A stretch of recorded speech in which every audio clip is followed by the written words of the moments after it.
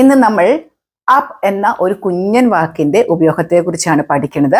നമ്മൾ കഴിഞ്ഞ ക്ലാസ്സിൽ ഓഫ് എങ്ങനെയാണ് ഉപയോഗിക്കുന്നത്, ബൈ, ഇവിടെയൊക്കെ ഉപയോഗം ഞാൻ പഠിച്ചു. പക്ഷെ വളരെ കുറച്ച് പേരെ അതൊക്കെ കണ്ടിട്ടുള്ളൂ.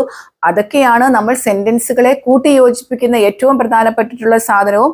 നമ്മൾ എപ്പോഴും കൂട്ടിയോജിപ്പിക്കാൻ ഇതിൻ്റെയൊക്കെ മറന്നു പോകുന്നതും ഇതൊക്കെ തന്നെയാണ്. അപ്പൊ ഈ ചെറിയ ചെറിയ കാര്യങ്ങൾ പഠിക്കുക കേട്ടോ. ഞാനിപ്പോൾ കഴിഞ്ഞ ക്ലാസ്സിൽ നമ്മുടെ സ്പോക്കൺ ഇംഗ്ലീഷ് ലിസ്റ്റ് കിടപ്പുണ്ട്.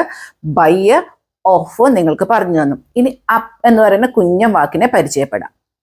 അപ്പ് എന്ന് പറയുന്നത് നമുക്ക് എല്ലാവർക്കും അറിയാം എന്താണ്, മുകളിലേക്ക് എന്നൊരർത്ഥത്തിലാണ് നമ്മൾ അപ്പ് ഉപയോഗിക്കുന്നത്.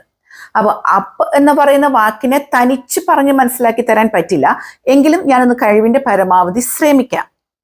അതായത് അപ്പ് എന്ന് പറയുമ്പോൾ നിങ്ങൾ ഓർത്തു വെക്കുക എന്തെന്ന്, അത് മുകളിലേക്കാണ് എന്ന് ഓർത്തു വെക്കുക. അപ്പൊ ഏതൊരു വേർബിന്റെ കൂടെയും നമ്മൾ അപ്പ് ചേർക്കുമ്പോൾ അത് മുകളിലേക്കാണ്. അങ്ങനെ ഒരു രീതിയിൽ നമ്മൾ മനസ്സിലാക്കി വെക്കുക.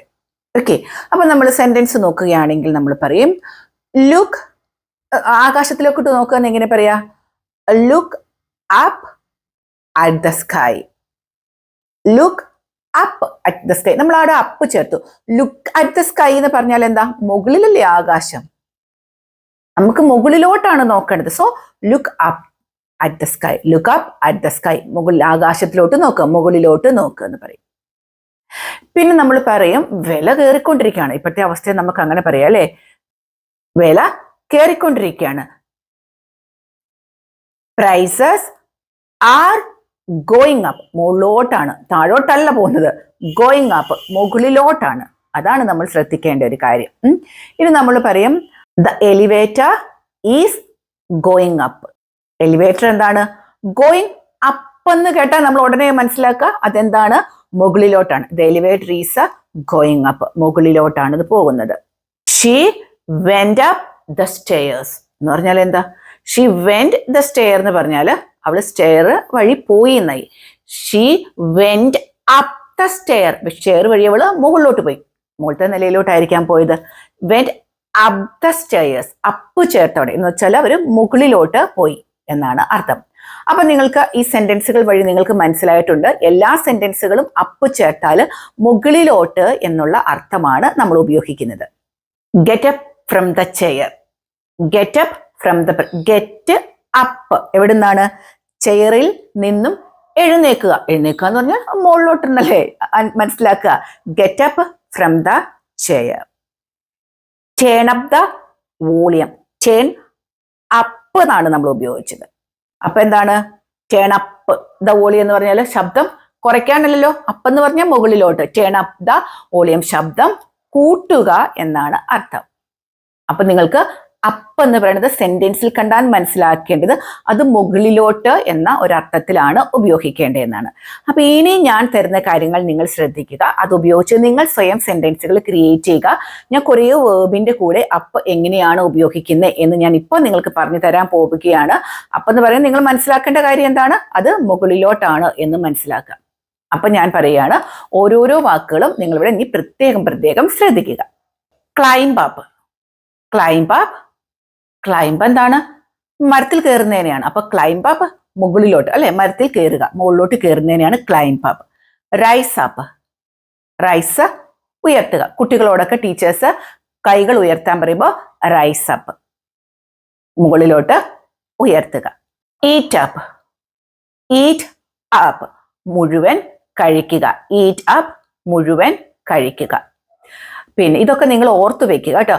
യൂസ് അപ്പ്, തീർക്കുക. യൂസ് അപ്പ്, തീർക്കുക.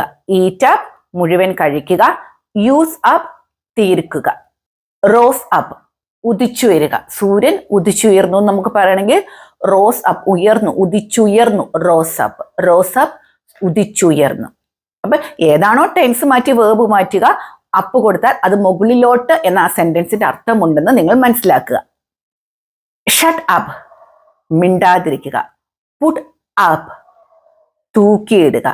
ഷട്ട് അപ്പ്, മിണ്ടാതിരിക്കുക. പുട്ട് അപ്പ്, തൂക്കിയിടുക. ഗെറ്റ് അപ്പ്, എഴുന്നേൽക്കുക. ഗെറ്റ് അപ്പ്, എഴുന്നേൽക്കുക. ഈ എഴുന്നേൽക്കുക എന്ന് പറയുന്നത് നമ്മൾ കട്ടിലേന്ന് എഴുന്നേൽക്കുന്നത് മാത്രമല്ല കേട്ടോ, നമ്മൾ ചെയറിൽ നിന്നൊക്കെ എവിടെയാണോ ഇരുന്ന ആ സ്ഥലത്ത് നിന്ന് എഴുന്നേൽക്കണമെങ്കിൽ നമ്മൾ ഗെറ്റ് അപ്പ് എന്ന് പറയുന്ന വാക്കാണ് ഉപയോഗിക്കുന്നത്. ഗെറ്റ് അപ്പ്, എഴുന്നേൽക്കുക. ഇത് നിങ്ങളുടെ സ്പോക്കൺ ഇംഗ്ലീഷ് ബുക്കിൽ ഈ വാക്കുകൾ എഴുതി വെക്കുക കേട്ടോ.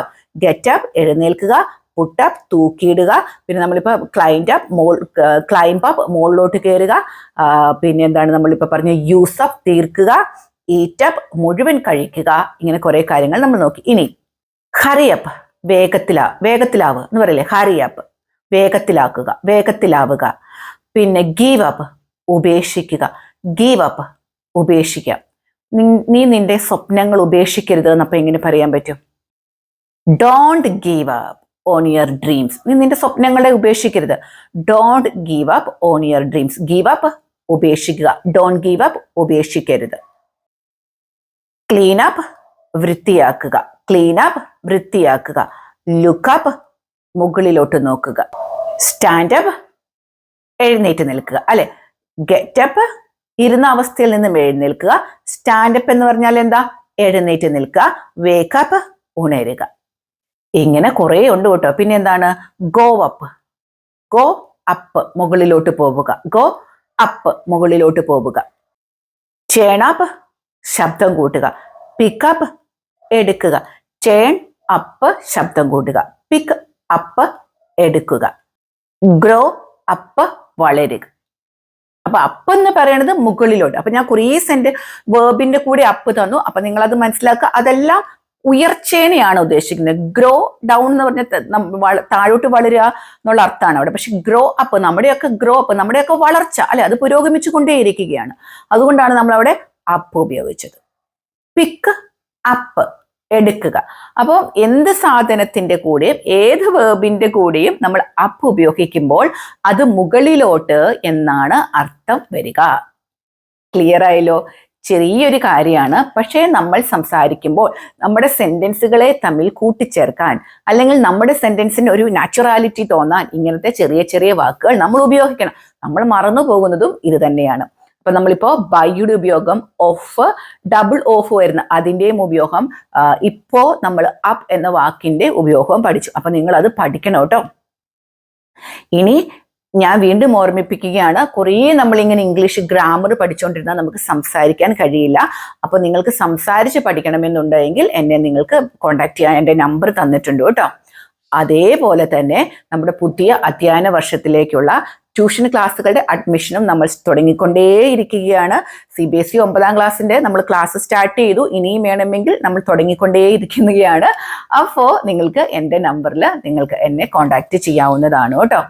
അപ്പോൾ കുട്ടികളുടെ വിദ്യാഭ്യാസം എല്ലാവർക്കും വളരെ പ്രധാനപ്പെട്ടതാണ്. പക്ഷെ പരീക്ഷയുടെ സമയമാകുമ്പോഴത്തേക്കും കുട്ടികളെ ചുമ്മാ ടെൻഷനൊന്നും ആക്കാതിരിക്കാൻ നിങ്ങൾക്ക് ചെയ്യാവുന്ന ഒരു വഴിയാണ്, നിങ്ങളുടെ ടീച്ചേഴ്സ് നന്നായി പഠിപ്പിക്കുന്നില്ല എന്നല്ല, കുറച്ച് ക്വസ്റ്റ്യൻസും കുറച്ചും കൂടെ റെഫർ ചെയ്യാനുള്ള ഒരു അവസരമാണ് ഞങ്ങൾ ട്യൂഷൻ ക്ലാസ്സുകളിൽ നിങ്ങൾക്ക് തരുന്നത്. അതുകൊണ്ട് പേരൻസിന് നമ്മുടെ ക്ലാസ്സിൽ ഇരുന്ന കുട്ടികൾക്ക് എങ്ങനെയാണ് പഠിക്കുന്നത്, കുട്ടികളുടെ ടീച്ചേഴ്സ് എങ്ങനെയാണ് നിങ്ങളുടെ കുട്ടിയെ ശ്രദ്ധിക്കുന്നത് എന്നൊക്കെ നിങ്ങൾക്ക് ശ്രദ്ധിക്കാൻ കഴിയും. പക്ഷെ ഒരു ട്യൂഷൻ ക്ലാസ്സിൽ പോയാൽ, ഒരു വീടുകളിലോ സെന്ററുകളിലോ ഒന്നും പോയാൽ നിങ്ങൾക്ക് കൂടെ പോകാൻ കഴിയില്ല. പക്ഷെ ഞങ്ങൾ നിങ്ങൾക്ക് തരുന്നത് നിങ്ങളുടെ ഒപ്പം ഇരുന്ന് കുട്ടികൾ പഠിക്കുവാൻ വേണ്ടിയിട്ടാണ്. അപ്പൊ നിങ്ങൾക്ക് ഈ പുതിയ അധ്യയന വർഷത്തിലേക്കുള്ള എല്ലാ ക്ലാസ്സുകളിലേക്കുമുള്ള അഡ്മിഷൻ നമുക്ക് ഇങ്ങനെ നടന്നുകൊണ്ടിരിക്കുകയാണ്. അപ്പൊ താല്പര്യമുള്ള മാതാപിതാക്കൾ ഉണ്ടെങ്കിൽ എൻ്റെ ഇതേ നമ്പർ തന്നെയാണ്, എന്നെ കോൺടാക്ട് ചെയ്യാവുന്നതാണ് കേട്ടോ. അപ്പൊ എല്ലാവർക്കും നല്ലൊരു ദിവസം ആശംസിക്കുകയാണ്.